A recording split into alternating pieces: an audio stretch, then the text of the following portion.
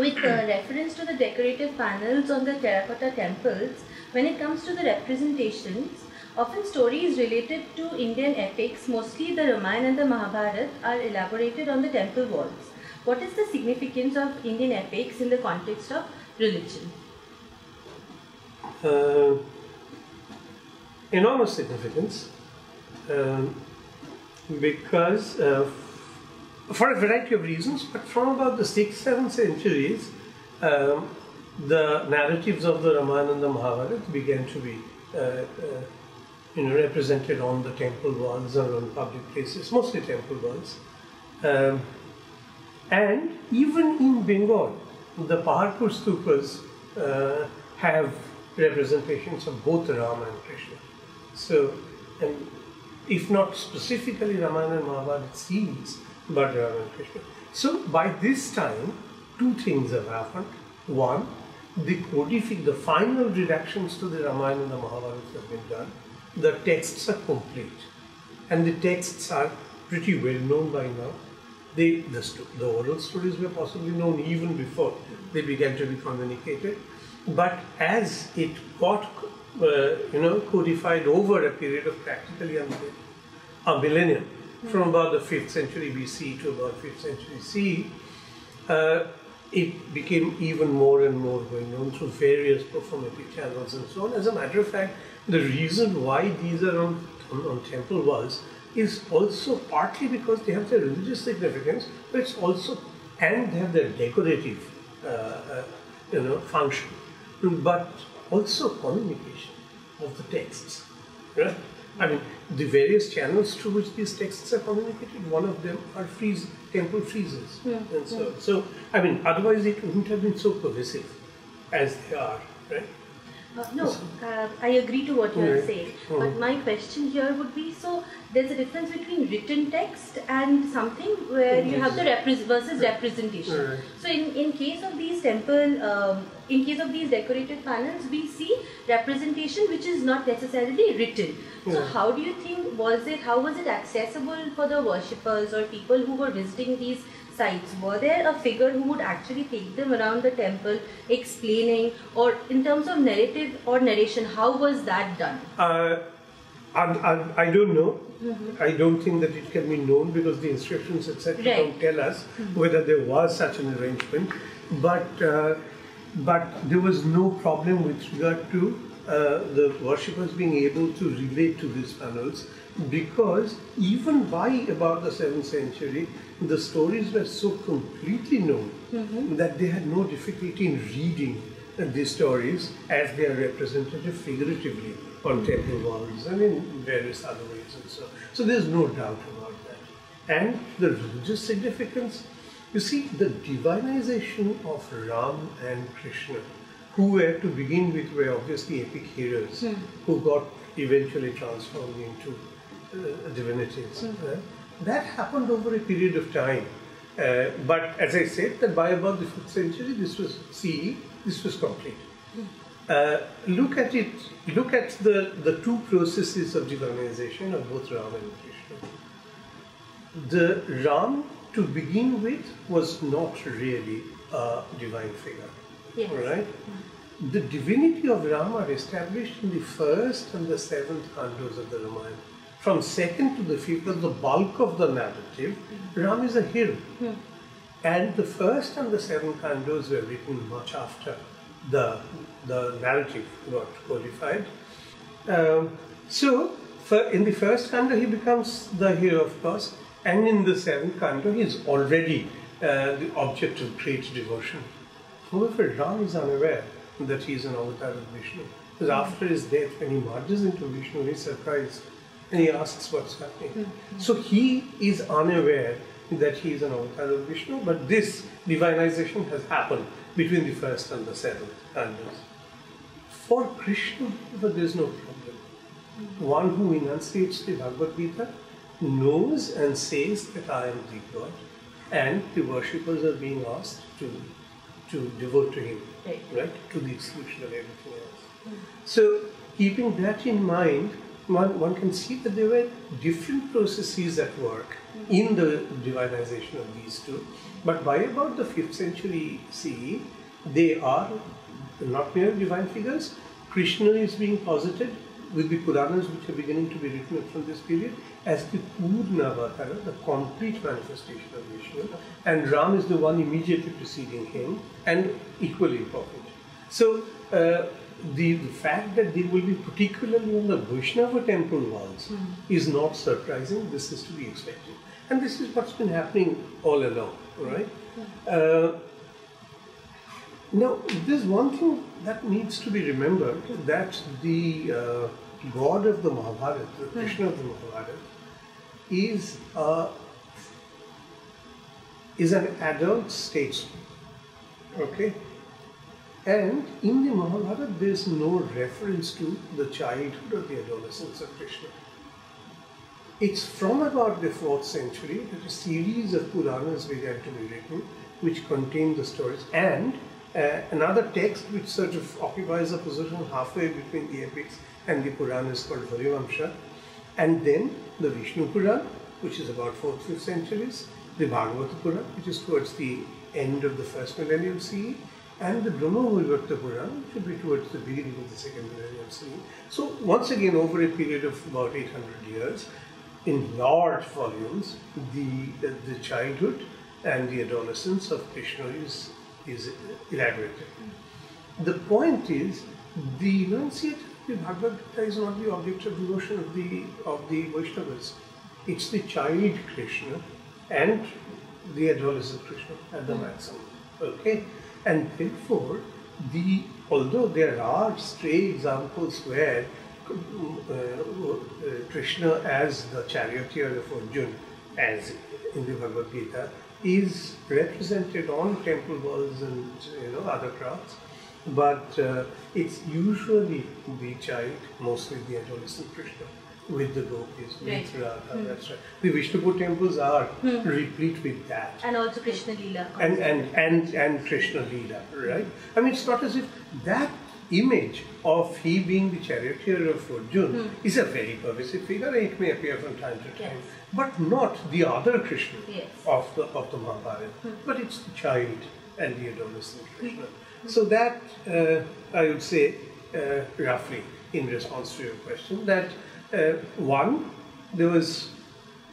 I don't think that there was any formal arrangement for the devotees to be taken around and explained, but then the stories were so well known that it was understood that they will relate to them, and the religious,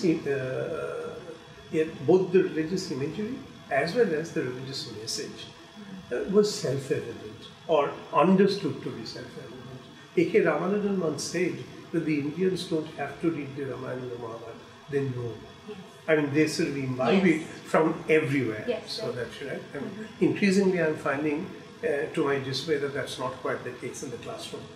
But otherwise, I mean, till about 10 years ago, I could take it for granted that all the students were coming to me and I'm referring to making allusions. There's no problem. So the next question is, if you could give an overview of religion in Bengal with special focus on Tantra as a religion and how it affected the architecture. Now, at the same time, I would like to include a little another question on the performance aspect of these temple spaces with reference to Rash Moncha, where we don't know again if there were performance and what kind of performance that used to take place, but by looking at the space, one can definitely say that there was definitely some kind of performance also happening. So, if you would like to elaborate on that.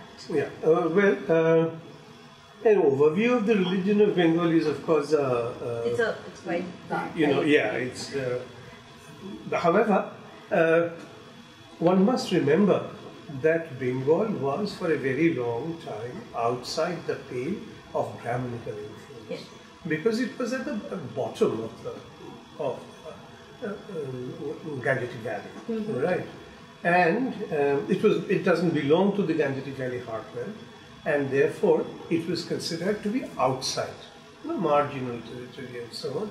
There are also examples where somebody who transgresses this line and steps into Bengal had to purify themselves by performing an expiatory rite, To that extent, it was considered impure land. And then, of course, gradually the Brahmins began to migrate. Bengal gradually became known to them. They began to migrate. From about the Gupta period, from about the 4th century CE, we have continuous evidence of the Brahmanas migrating from the Gangetic Valley very far to the immediate west into Bengal. So Bengal becomes first known and became habitant of the Brahmanas. Now, the Brahmanas, of course, brought with them a repository of religion, and the Brahmanism in its most ideal construct is Vedic religion. And there are any number of references to Vedism in the inscriptions of Bengal, from about the Gupta period, but mostly the post-Gupta period, right? In the Palas, the Senas, the Kambojas, the Varmans, Karvas, Devas, etc. The local and regional dynasties. There are references to Agraharas, for example. A large piece of land is being given to a Brahmana or a set of Brahmanas, and they started a settlement there. And the description of the settlement, that it's the sky is perpetually cloudy because of the smoke that's emanating from the Vedic sacrifices which are being interminably performed in these Agraharas and so on. So the Vedic imagery is sort of pervasive. But I wonder whether this was really, this had really any effect on the popularly performed religion of Bengal. Because as I said, that Bengal, having been outside the purview of Vedic Brahminical performances for a very long time, this remained cosmetic according to me. All right. I mean, this could have been the very Brahminical ambience in some of the Agraharas, but beyond that, I do not think that it penetrated very much. The Brahminical religion that we saw in Bengal is Puranic religion. All right. And the Puranic religion centering on Shiv, the worship of Shiv, worship of Vishnu and his various incarnations, and the goddess and her various manifestations. Right? This is the Brahminical religion in Bengal. And from about the 8th, 9th centuries, a set of Puranas began to be written in Bengal itself. All right? So, on the one hand, carrying the Brahminical apparatus of worship and imbibing many local elements and creating a kind of syncretic, composite kind of religion, which is, and these are the two-way process. They're giving something, they're imbibing something, and it's a process of continuous negotiation through which a religious culture is being created. On the one hand, this is a process of codification. On the other hand, this is being communicated. So this is circular motion. Okay? And it's not even, the negotiations are not just between an idealized Brahminical community and an idealized local community. At various levels, these negotiations are occurring. And through the early medieval period, the Bengal religions are beginning to take shape. Vaishnava religion primarily, Shaiva, and underlying all of that is the goddess worship. Right? The goddess worship associated with Shaivism, goddess worship associated with Vaishnavism, and goddess worship which is deeply influenced by, imbued with Tantra.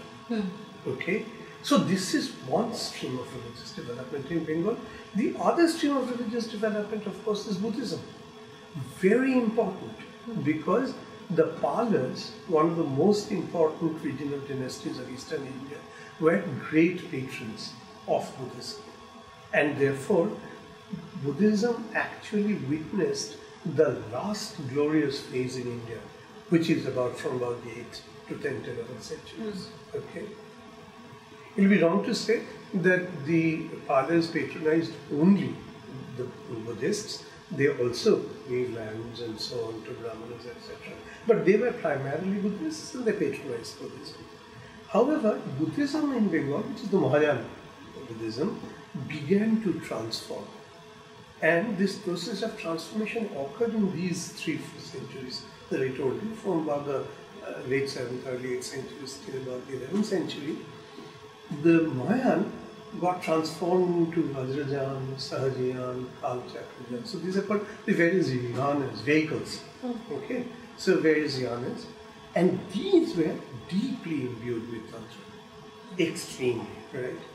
I mean, Buddhism, the history of Buddhism in Bengal is of Buddhist Tantrism, right? Completely. And the difference therefore is that, and that's one of the major reasons why Buddhism declined in Bengal, according to me, and that is that Buddhism, for a religion which didn't have a godhead to begin with, now dreamed with a profusion of divinities, right?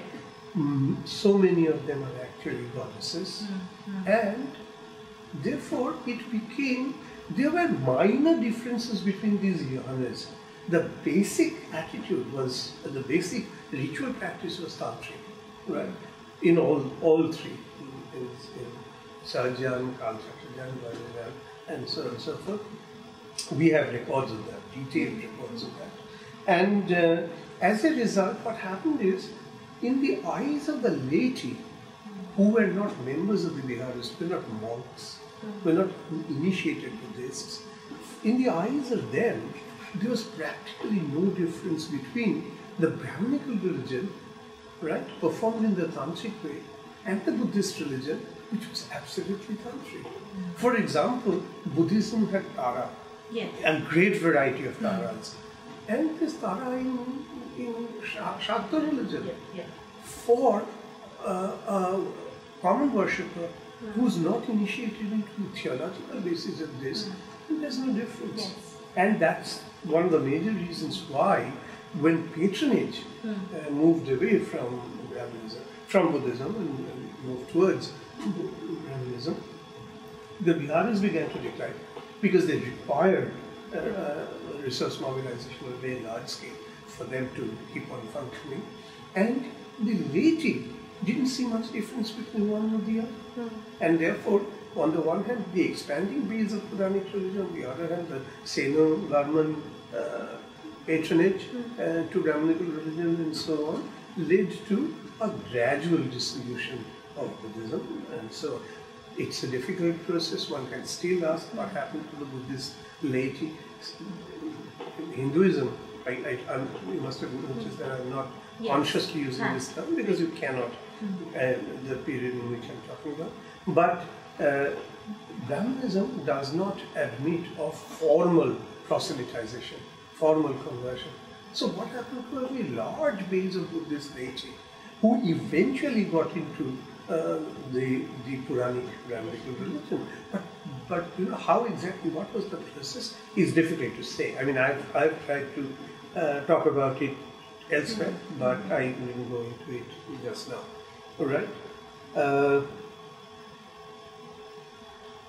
Now, therefore, remember this, that Tantra is not a religion, a complete religious system.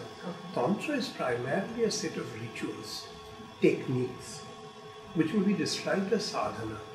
Agyahananda Bharati, who became an Indian ascetic, initiated Indian ascetic and therefore assumed this name, but an Austrian anthropologist, and who did a major work on the Tantras, described the Tantras as psychosexual experiment. Right? I mean, these are a set of techniques. And therefore, like a set of techniques, it will assume the size of the container in which you put it. Therefore, it's wrong to say that Tantra and then that this influences. There's Buddhist Tantra and there's no Hindu Tantra, there's Shaiva Tantra and there's Vaishnava Tantra and Shakta Tantra and so on and so forth. Okay, so Tantra is very deep. Right. Tantra is firmly rooted in Bengal, and practically there's no institutional religion that could flourish in Bengal without coming into terms with Tantras in its own way. Each of these are histories of negotiations of their own, which are matters of history of religion, right? But practically nothing. The two most important examples are Buddhism and Brahmanism, right? They became deeply Tantric. There's no question about that. Okay, so. Oh, incidentally, architecture. Tantra, as you said, it doesn't even have a metaphysical base. Right. Therefore, the question of it influencing the architecture doesn't arise. Yes. There is the Shilpa Shastra texts, which you know about. These are Brahminical texts. The Tantric texts are also Brahminical. They are written in Sanskrit, right? So even these texts are Brahminical, although it's a misnomer, Brahminical Tantra, because the Tantras do not accept the primacy of either the Vedas or the Brahmanas. Yes. And therefore it is completely unacceptable to Brahmanism. And yet Brahmanism came under its spell, and it's the Brahmanas who wrote these texts and so on, so forth, etc. There are many major Brahmana practitioners of Tantra, right, and become Tantric, and so on. So anyway, so therefore the Tantra is giving us either a set of rules as to how to construct a temple where Tantric kind of worship will prevail, right? We do not know of. There isn't any. There can't possibly be any. And therefore there's no direct influence on architecture, except that the Tantras have mandalas, as you know, those mysterious diagrams and so on. And in the Brahminical Shilpa Shastra texts on the construction of temples, there is the idea of the mandalas. Coming back to the previous question, which ended on this whole idea of performance, religion and performance. So if you could also elaborate slightly on the performance around the temple spaces and what kind of performance would these be? I'm not necessarily looking at ritual performance, but performance in popular term where people would actually go and engage, things like that. For the period that you are asking about, there is practically no information regarding what kind of performances would take place. People would visit, and there were also prescribed rules of how to visit a temple. You have to do a pradakshina, circumambulate, and the rest of it. But then, and there were also certain kinds of penances that had to be performed. In certain cases, the circumambulatory capacity is such that you actually have to crawl. Yes. So that's how. So these are ritualistic, completely ritualistic. But performance, the kind of thing that you have in mind. For example, Rash Mancha is for community dancing, whether that was performed or not. Now, for example, in Manipur, which became Vaishnavized from about the 18th century, and Vaishnavism suddenly became a state religion, and so on and so forth, and Rash is quite central to the religion of Manipur. And so there are performances, right? And on specific ritual days, there are actually performances. Trained performers perform. It's also possible that other people join in, right? If not along with them, then follow, etc. And therefore, for the Bishnupur group of temples, which is what, about the late 16th to 18th would be the period for Bishnupur, and completely Vaishnavized, local kingship and so on and so forth, it's entirely possible that they encouraged that kind of performance, right? We do not know whether there are records in Vaishnavite literature. I do not know, right? But it's not unlikely, particularly in view of the fact of what is the religious culture of Bishnupur and the Bishnupur group of temples, Gaudiya Vaishnavism. And Gaudiya Vaishnavism began with Chaitanya's public performance of dance and chanting of the name of the god. Okay, so this is performance. Yes. This is singing and dancing in the public. And the idea was that there would be popular participation. Larger the number, the greater the success of the movement.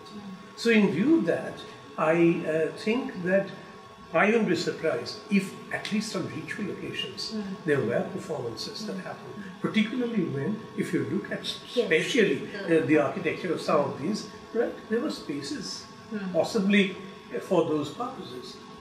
One purpose may be simply congregation. Yes. But then beyond that, there's every possibility that there could have been even performances. Now, your question kind of intrigues me to ask you another question on caste, on the aspect of caste, because performance also kind of hints that coming all people from all stratas of social life coming together and performing, also engaging in ritual. So, if you would like to elaborate a little bit on that. See, Gaudiya Vaishnavism, all Bhakti movements actually premised on this, that they would create a public space where the rigors of caste will definitely be, to a large extent, loosened. And many of the major preachers have claimed that one of their purposes of initiating this is that they should be able to obliterate caste. That has not quite happened, but there's no doubt that the rigors of caste have been to a large extent loosened, one. And second, for a long time spaces have been created where people could come together. Some of these Bhakti communities have, the ritual commensality, where all members of the community must sit together in it, irrespective of from which caste background you've been initiated into this community. So that is a public defiance of this. Many major Bhakti movements, it's an interesting thing. It's been initiated by highly Sanskritized Brahmanas, such as Chaitanya, in the case of Bengal. Two, they were untouchable saints, right? I mean, such as Raidas and so on and so forth. Okay, I mean, which is a peculiarly Hindu phenomenon, that they are untouchable by their caste origin, and they are venerated as saints together, and that can be possible. Now, definitely Chaitanya, coming from a highly Sanskritized background and being a Sanskrit scholar himself and a Brahmana and so on, supposed to have said, his biographers say, that he's supposed to have said, Bhedaved Nakurimu Brahmana Chandani. I will not make any distinction between the Brahman and the Chanda, untouchable. Okay? And yet, see, what is the acid test? The acid test is marriage. Yes. And the Smriti texts of the Gaudiya Vaishnavism, right, where the basic rules of conduct for the lay followers have been laid down, right? Haribhakti Vilas talks about caste distinction. So what I feel is that in public spaces, surely a situation was created where people from all caste backgrounds would come together and perform rituals together and participate in that ecstatic, ecstatic rituals, which would help them transcend the earthly identity. And a platform for that was created. And it was not merely by accident, or also by design, because he says that one shouldn't make that distinction. And yet, the caste thing is so deeply ingrained that it's difficult to say that Gaudiya Vaishnavism had been able to obliterate. No, not right. Okay, thank you. The next question is on, it's mostly focused on rituals and beliefs. It's a comparative question, I would say. So the question is, it goes something like this, that beliefs and rituals at Bishnupur correspond to those at Vrindavan, whereas tantric practitioners and Madhavacharya did not accept Radha. In Bishnupur, Radha was identified with the power of Vishnu. In fact, when I was going from temple to temple trying to document the deity, I was surprised that except for one temple, it was not Jor Bangla, but except for one temple, that there were no figure of Radha, but then again Krishna was prominent, the presence of Krishna was there. So if you could cite similar such rituals and where the differences have been adapted in a particular way which gave rise to a different ritual practice. Yes, Radha is not overwhelmingly present. But what is present is the gopis. Yes. Alright, I mean Krishna in the Rash Mandala with the gopis and so on and so forth. So, however, it's very difficult to exclude Radha in the Gaudiya Vaishnava meaning. And as you rightly say, that Vrindavan did not accept. What is Vrindavan? Actually, Chaitanya felt that Bengal, being a marginal territory, will remain so unless it participates in the larger debate, right, on the nature of the soul and its relationship with the ultimate reality, the Brahman. Okay, so the status of the universe, the perception of that by an individual, the Jivatma and the Paramatma, all that, this debate has been going on for a very long time. Bengal must take part in that. And fortunately, he had some disciples who were extremely good theologians, etc. So he sent 6 of them to Vrindavan, which was the major religious, Vaishnava religious center. Right? Chaitanya made personal trips to both Puri and Vrindavan, and he also made these 2 pilgrimages mandatory for the Bengal Vaishnavas. That if you have to fulfill all your rituals, you will have to. So Vrindavan was already a very major Vaishnava center. Okay, the Puranas are established. That's the place of Krishna, right? Already, and so he sends these 6 Goswamis to Vrindavan, who then sit there and write these texts and where the great philosophical basis, in a way, of Gaudiya Vaishnavism, the Akinta Vedaveda, right, was conceived, promulgated, codified, and all the rest of it. They also wrote poems, plays, etc., all deeply imbued with metaphysical messages and so on and so forth. So they were a very major presence. But soon after Chaitanya, the difference between Vrindavan and Bengal Gaudiya Vaishnavism, right, began to surface, and that actually surfaced on 2 issues. One, the centrality of Radha in the kind of Vaishnavism which was practiced in Bengal, and the other is the divinity of Chaitanya. Bengal, for example, claimed that Chaitanya is as divine as Krishna, and therefore the Yugal Avatara, right? The 2 avatars together, almost undifferentiable. So that was one major which they refused to recognize. For them, Krishna was the ultimate, and that's not even Radha. But in Bengal, by about the 16th, 17th century, Radha was pervasive. And from where does Radha come? Why Radha? Of course, she is the Shakti. She is the Shakti of Krishna. And similarly, these are all, not Vishnu, it's Krishna really, and the gopis are also associated with Krishna. So these are, definitely there is that strong element. And as I said, that Tantra is pervasive. It's the Shavajiya religion, right? It's the Shavajiya religion that informs all popular religions of this time, or even institutional religions of this time, right? And therefore, there is that element of the Shakti, of the God, whoever is the God, is a major focus of worship, and that also informs the entire religious complex, the religious culture. Now, Radha is very peculiar. If you follow the history of Krishna textually, then apart from the Mahabharata, where, as I said, he's an adult Krishna, the Krishna is born and grown almost into manhood, right towards the end of his adolescence, is Orivamsha, Vishnu, Bhagavata. In none of these texts, there's even a mention of Radha. It's only gopis. Okay. In the Brahmavaivarta Purana, which in all likelihood was written in Bengal, right, and a major at that, right, posits Radha for the first time. And that would be more or less contemporaneous with the text Gita Govinda, which was written by Jayadeva, the court poet of Lakshmana Sena, in the 12th century. So by about 11th, 12th century, Radha as a fully worked out divinity appears, right? And Radha is an enigma, because what's the status of Radha? We are not really told. In the Gita Govinda, Jayadeva actually created an archetype of an adulterous love, which then became the model for all Vaishnava writers, right, to follow in the subsequent centuries. Okay.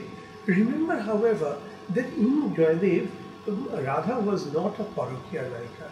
She was not another man's woman, another man's wife. Right? That's Parokya. Okay. And the opposite of the reverse of that is Swakya, the husband and wife together. Okay, so she's not, but she's much older to Krishna, and she is actually entrusted with the responsibility of seeing Krishna home. Yeah. That's how it begins, right? And so there is that overtly sensual, erotic relationship between the prime gopi, which is Radha and Krishna. Okay, they're still not exactly parakya, but they're not married, and therefore adulterous relationship. In the Brahma-Vaivarta Puran, it's peculiar. They are incongruously married because it's a Brahminical text. You cannot have, it's a Brahminical scripture. You cannot have a relationship of that kind, but the entire ambience is that of an illicit liaison between the two. And if you actually work out the narratives in the Brahma-Vaivarta Puran, episode by episode, and compare them with the Govinda, you will see that they are tantalizingly close to each other. Right? It may be sort of one is informing the other. Okay? Therefore, even though they are married, that's actually an anomaly. The relationship is of an illicit liaison. However, in the Chaitanya Charitamrita, which is the most significant biography, the most erudite biography of Chaitanya, Krishnadas Kaviraj, the author, accepts the Parokya model as the most significant model. And so, although for him it's a little metaphorical, but the Vaishnava Padavali writers, those who were writing the Vaishnavite lyrics, right, great poets, Vidavati and Chalidas, Gyandas, Govindadas, and so on, right, for them, Radha is definitely Parokya, as it is for Chaitanya Charitamrita, for Krishnadas Kaviraj.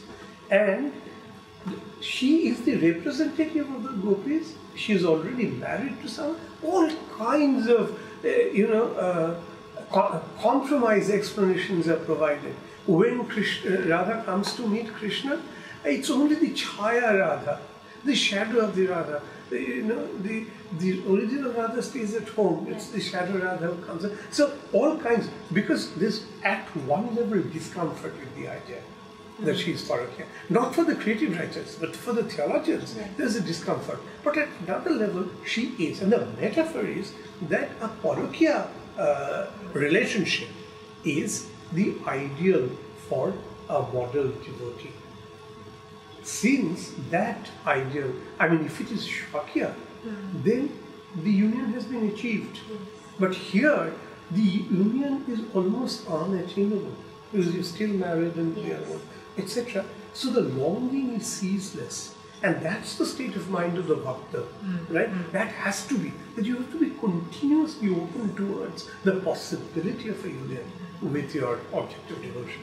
So that relationship is best exemplified by a Parokya relationship. So that's the metaphor in which Radha has been exemplified. However, explanations which almost tantric in its terminology, Radha has been described as the Ladini Shakti. Not just Shakti, but a qualified form of Shakti of Krishna. And without that Shakti, Krishna is unable to perform. That's the reason why Krishna requires Radha. In the Brahma-Vaivarta Puran, through this ceaseless cycle of union, separation, union, and so on, right? The Viraha, that's why Viraha, that Viraha is the longing for the union, is the ideal state of Bhakta. And so Viraha Bhakti is a wonderful secondary work by a scholar called Sridhar Bhaji on the Bhagavad Gita, where there is no Radha, but the relationship between Radha, Krishna and the gopis are the same as here between Krishna and Radha. That Viraha Bhakti, perpetually longing for, right? That union is not quite happening, almost to, about to, right? And so on.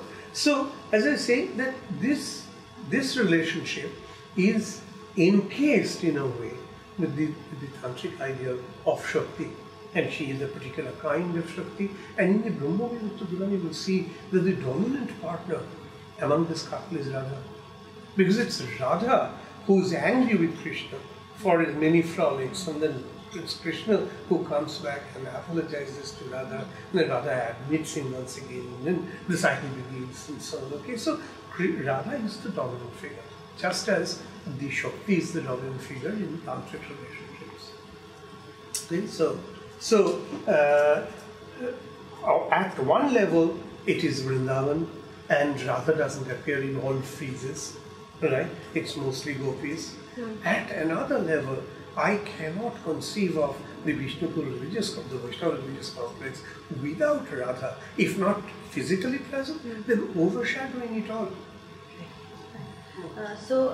This is rather a social commentary. So in common parlance, and I would say that in everyday newspaper reports and things we read and hear people talking about, that the practice of Tantra is often confused with witchcraft or black magic. For example, recently there were cases where women were burnt because they were suspected to be witches in Jharkhand. So why are these confusions so predominant, and what is your take on such beliefs and confusion? Where is the source of this confusion, and why is it necessarily happening even after there are so many texts and certain amount of awareness? But then again, it's kind of difficult. You see, I mean, if it gets mixed up with the idea of Daini, right? I mean, and that's often the case, and that's the reason why women are usually attacked and not the male practitioners and so on. Now that's a different issue, right? However, Daini is corruption of Dakini, and Dakini is a major character in the Tantra complex. Okay, so why? What's the connection between Tantra and black magic? There are many tantric texts which claim, right? Remember, as I said, that a large number of tantras were written in Bengal during the medieval period. An overwhelmingly large number, right? So Tantra, Bengal was a major den, a major hub of Tantra. There's no doubt about it. From ritual practices, from rabbinical textual productions, and so on, from every possible way, you can say that this has been the case.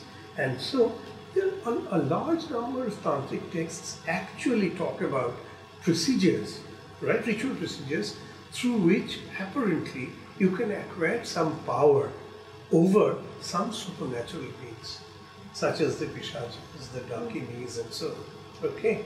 And it is through the control that you acquire over such powers, often malevolent powers, but since you are more powerful than them, you retain control over them, and therefore it's always been told that it's dangerous to play with such people. But in case you are not very alert in particular and so on, then you can sort of recoil on you and come back. Or if you lose your power, then they can actually harm you because you made them work for you. And so there are all kinds of things involved in it. But anyway, apparently you can have control over them, and therefore through them you can cause harm to others. Now that's the essence of black magic. Okay, so that's the basis. Whether this can actually be done or not is another matter. But some texts claim, and therefore the practitioners claim. The Kapalikas, why even now today, the Kapalikas are, there is a sort of mysterious awe and fear and anxiety about the Kapalikas. The reason for that is, supposedly, they can cause you harm. They can bring you riches, and they can bring you fortune and so on. But usually the fear is of being harmed, right? And unless you satisfy them, and so on and so on. So that is the major reason. The other reason, of course, is the association of the tantrics with places, let's say the cremation ground, right? Or the kind of sadhana they have to perform using corpses. Yes. All right. Now, once again, the connection with black magic, right, or even witchcraft is possible. There are other derivative. I've seen a video once of the tantrics, if you want to call them tantrics, sort of on particular ritual occasions, have to cut off the head of a corpse and sort of bring it over and try and feed it. And so I've seen videos of that, and can be scary. If people associate these with the basis of Tantra is the Panchamokaras, and one of them is and as a result of the performance of these 5 Mokaras, I'll come to that later. As a result of these Mokaras, right, you acquire power over these people. That, however, is not your final goal. I mean, if somebody gets stuck to this, then you are actually deviating from the path of your sadhana, right? You're getting stuck at a very low level of your achievement, and so that's what's being said, and so. But on the way, you can acquire these, but you must be able to overcome these and go on for your final achievement, talk to you about that. But so you can see that the tantrics are secret practitioners. It's actually called Gujjo Sadhana. Literally sacred practice. Okay, because these are not to be publicly performed, right? And therefore, tantrics are usually individual practitioners, right? Unlike the bhakti leaders, they work with a community, with a multitude of people, but they are individual practitioners, and they are usually located outside the human habitation, but not very far. So the cremation ground is the best example. Yes. Outside the habitation, but cannot be very far. Okay, that's the kind of association that you have. Think of the Kapali in Kopalkundala, in a forest, not visited by anybody, and so on. And he's sort of performing where he requires a human sacrifice for the final attainment, and so on and so forth. Or the Taranath Tantric cycle of short stories by Vibhuti Bandapatya, where these stories about how powers are acquired over the Dakinis and so on have been described in great detail and beautifully done, and so on. So, as I was saying, it is possible to make that connection between witchcraft and black magic. Witchcraft is a different complex, so leave it aside for the time being, but the kind of black magic that we associate in our mind, and Tantrism, there's no doubt about that. But then what is seen is that often that these are confused and made kind of interchangeable, which from your answer or from what you said is not true. Yeah. So why, and these associations, these mistakes are causing death and causing, I think, it kind of also shows our society in a very poor light. So on that note, what would you like to say? I mean, how long? Fear and ignorance. Both fear and ignorance. See, I mean, to say in the first place, even those tantrics who perform these rites and perform it in the manner in which it has been prescribed, whether they actually acquire these powers is a highly debatable issue. Yes. Right. So, right, I mean, I would personally like to believe that that's not possible, right? And so on. So, and then only to target women, all right, is another reason for ignorance. You don't really know. Women are often used instrumentally in the performance of these rituals. So, they can also be very active participants. I'm not saying that they're only used instrumentally, but they're also used instrumentally. And then to target only women and not men is entirely wrong. But it's one, ignorance, and the fear produced by ignorance, right? And this tiny thing is not necessarily tantric. Okay, I mean that's a much more pervasive fear that the women have mysterious powers. Some particular kind of women, lonely women, unmarried women, early widowed women, women without children, right? They have mysterious powers and they cannot be trusted, right? They are an object of suspicion from the very beginning, right? And so on. And they have longing for children. That's the greatest fear, that they have longing for children. There are different kinds of Dakinis who would eat up the fetus in the womb, right? And so on, unless propitiated, and so on. So this ignorant fear is the reason. And although, as I say, the Tantras have propagated different forms of black magic. One, that's not their ultimate goal. And second, this phenomenon is not necessarily a reaction to Tantra per se. Right? So there have been deities like Hariti, which was initially worshipped. I don't know if they are still in worship or not, but she was initially worshipped, and then again, because whenever there would be an epidemic, it would be thought that, she is the one to be blamed and she is carrying their children. So, you see, Hariti is a tantric Buddhist deity, and therefore is not worshipped in India anymore practically. But there are these disease goddesses. Yes. There's Shitala, there's Manasha, Ola Bibi, and different varieties. Olai Chondi. Ola Bibi is the Muslim form. Olai Chondi is the Hindu form, and so on. So there are these disease goddesses, and the disease things, and in the south, similarly, right, and so on. it's interesting. Why are these diseased divinities not male? Exactly. Not in one occasion.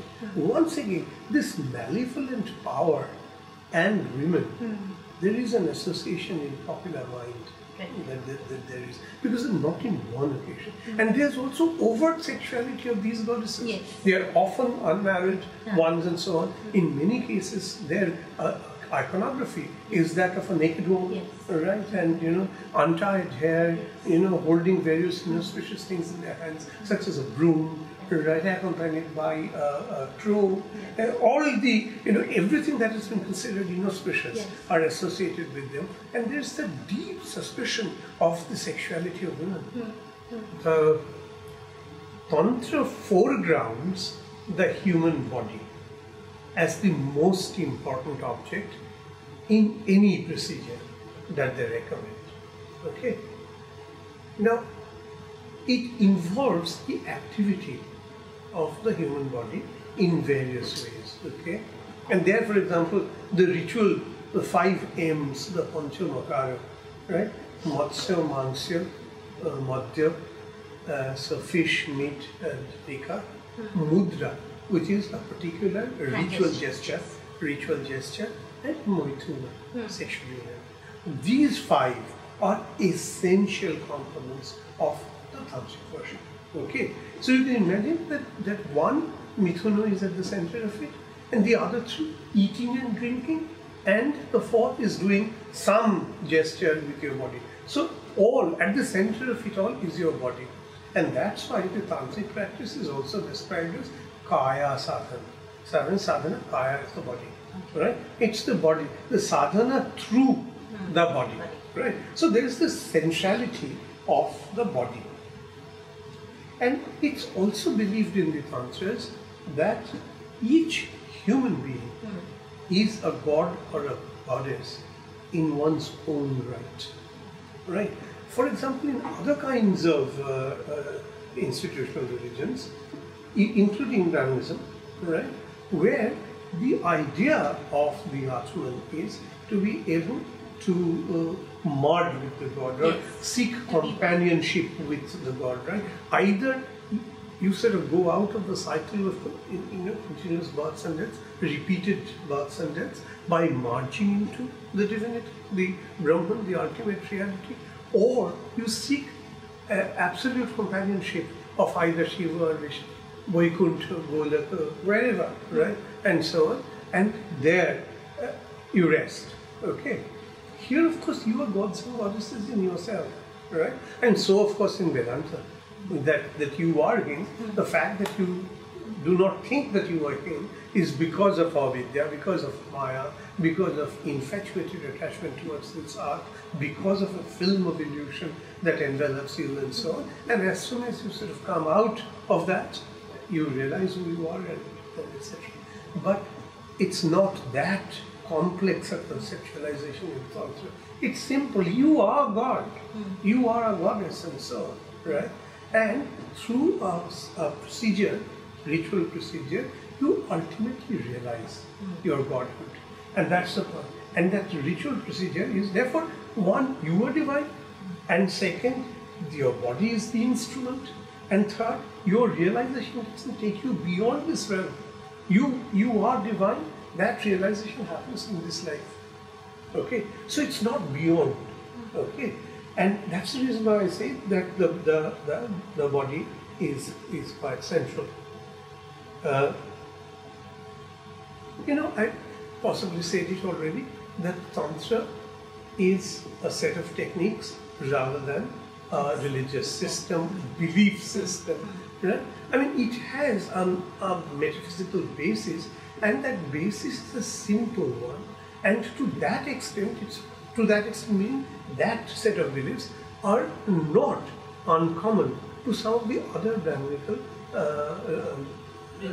philosophical systems, such as Sankhya, such as Vedanta, and so on. Shashusha Dashutta, once again, a scholar who's worked extensively on Tantra, I mentioned once, had said that that the Brahma and Maya of Vedanta, the Purusha and Prakriti of Sankhya, the Shiv Shakti of Tantra, and Progya and Upaya of Buddhist Tantra are basically the same. The idea is that an individual is incomplete in oneself, and there are these two basic principles, the male and the female, and unless they unite and come together, human beings remain incomplete. And that union has been understood in terms of sexual union. And that's the union.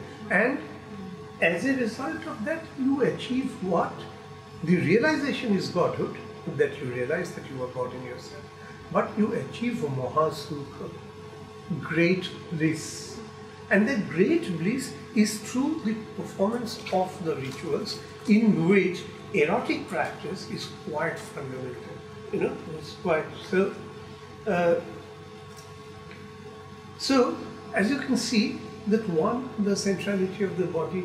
Second, the ritual procedure has sexual union as one of the fundamental requirements, mandatory requirement. And third, both the goal, the sensory goal, Mahasukha, and the transcendental goal, that you will realize your divinity, right? All that is centering around the body, right. Okay? And therefore, the connection of eroticism, right, is extremely strong. It actually is, once again, connection is with the fertility cult. Right? So the original connection is that, and it has come through many. I was actually talking about Aris Sharma when we stopped. Aris says that with the settlement of the Brahmanas into peripheral areas, where people were performing different kinds of fertility cults still, and the Brahmanas had to come to terms with the prevailing religious beliefs and practices, and therefore they negotiated with these, adopted the goddess.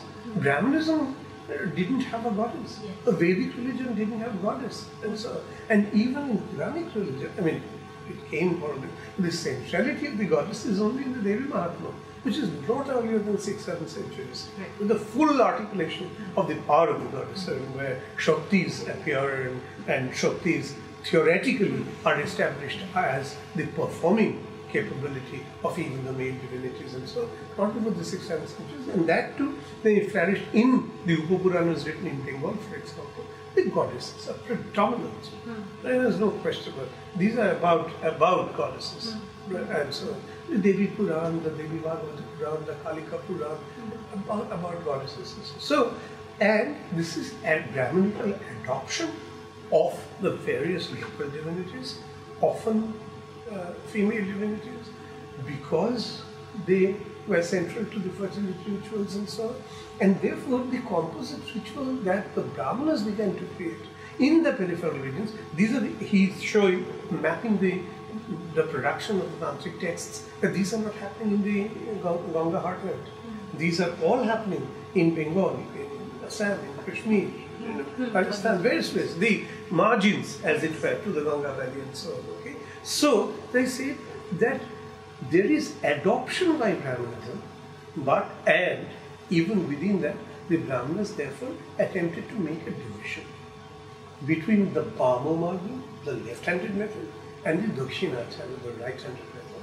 And this is the right-handed method are somewhat purified, right? The more outlandish kind of rituals are not practiced by the right-handed people and so on.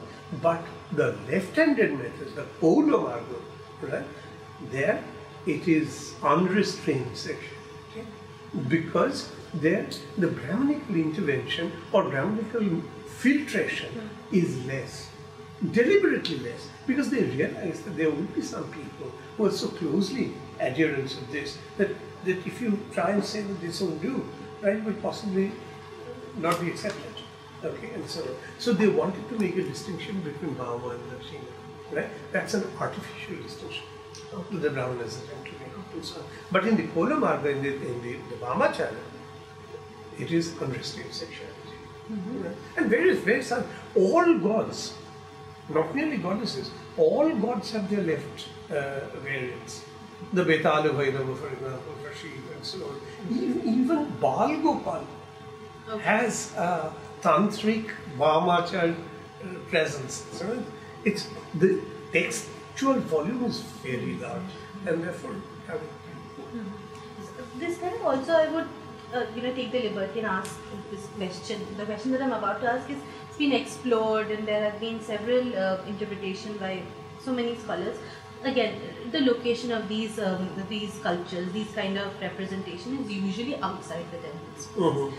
Let's say the outer face, if I have to mention a location, and not usually the inner faces, but that doesn't necessarily mean that there aren't any representation in the inner walls. But then again, why are these so commonly represented outside on the outer face of these temple spaces? So why are on the outer side? On the outer spaces? Well, once again, all kinds of explanations have been given. None of them seems to me to be completely acceptable. Why exactly? The reason why the Ramayana Mahabharata panels on the temples, right? The religious association with an art center or a shrine. Similarly, this is a tantric religious association to invoke a particular meaning. But beyond that, it's very, very difficult to say, right? I refer Devangana Desai's book on the Khajuraho, which is the best book yet. The whole idea of yantra. Yeah. You see, they have their philosophical explanations, their metaphorical explanations, and so on and so forth. But the fact remains that visually, these are sexual acts, right? Overtly sexual acts, and not just sexual acts in their all conceivable variations, right? So why were they on the temple ones, right? And the outer surface of the temple. Yes, live temples. Live temples where people are coming and so on. All age groups, everybody. Why this visual procession was necessary is difficult to explain. Even Devangana doesn't give an explanation why. It says, what would be the significance of this, but why would this be inscribed on the temple? Difficult. They themselves don't say, the texts don't say why on the temple walls. Right? So the mystery continues and... That's right. I mean, one can see tantric association, but why this particular formal association is difficult to say, right? Tantric, yes, under the influence of the tantras, but the tantras never sort of ask you to sort of verbalize it, to make it manifest on the outside. They say the tantra is very secretive, okay? And so why these on the temple ones? Ramayana and Mahabharata, only to be expected. Communication is necessary. Right? Here, it's not quite the case. So very difficult to say. Bishnupur temples don't have. Yes, Bishnupur temple. But then there aren't any sexual, like you were mentioning. But then again, the act, again, very, very limited, I would say. But then the presence is there if you look at very carefully. But then usually hidden away. But then again, the presence is there, but not prominent. So yes. In Bengal, it's practically impossible to get away fully. I'm surprised that they are not openly represented. They are not, right? I'm saying this because there's a very strong strand of Sahaja influence from which Baul and the rest of it, etc., in Gaudiya Vaishnavism, right? And that element is popular tantra, right? And that popular tantra, I'm sure, informed even the Bishnupur group of temples. Okay, except that they obviously took care to make a distinction between the Bengal form of Gaudiya Vaishnavism and the Vrindavan, and they overtly accepted the Vrindavan. One final question, and this is just because I'm really interested, that the tendency that is noticed again, there's this cluster, I would say this cluster of temples only found in certain part of Orissa and in Bengal, and why not the rest of the country? Why? The temples with that kind of...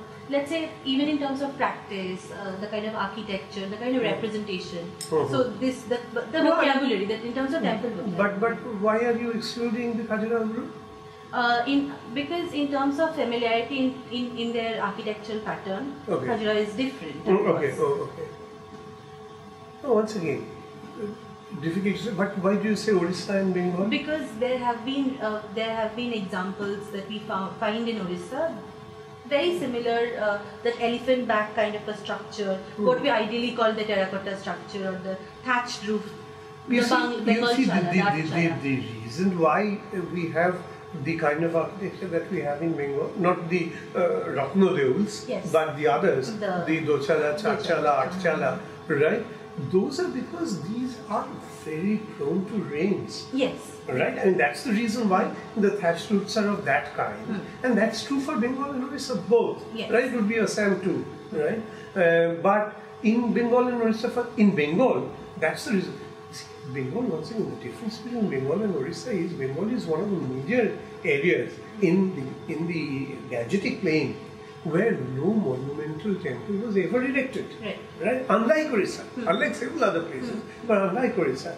And therefore, when temple building began from about 16th, 17th centuries and culminated in the late 18th and 19th century, right? Throughout the 18th and 19th century, right? These were modest brick and mortar structures and so on, and then decorated with terracotta plaques of different kinds, etc. So that is very different from the model that Orissa already had. Bhubaneswar, Jagannath Temple at Puri. So their smaller shrines might have replicated their places of residence. But in Bengal, that was the only form available. The Ratnodeuls, right, with 7, 9, whatever, and so on, were later innovations. Bengal temple is Chala. Right. And the Bishnupur temple is a Chala. So, possibly the most beautiful temples, the group of temples, certainly the best decorated, are the Bishnupur temples, right? Which are Chala.